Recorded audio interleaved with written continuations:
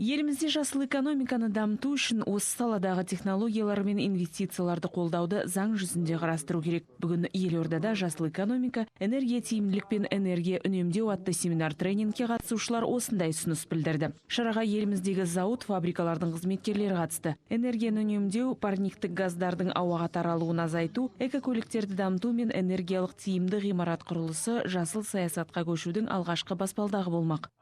Это уже не первый семинар, который мы проводим.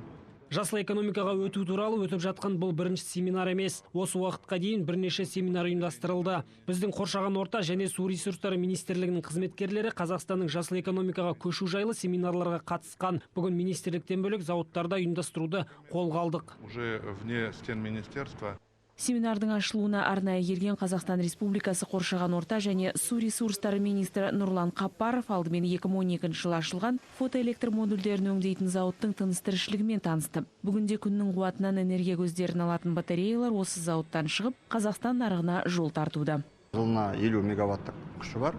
50 мегаваттық шығара аламыз. 250 мыңдай тақтайша жылына шығара аламыз. Қазіргі уақытта сол біздің Қазақстанның әр аймақтарына сатылып өткізіліп жатыр. Өздеріңіз көріп отқандай біздің осы заводтың төбесінде, Қазақстандағы үйлердің төбесінде орналасқан ең үлкен фотоэлектрикалық станция тұр. 250 киловатт.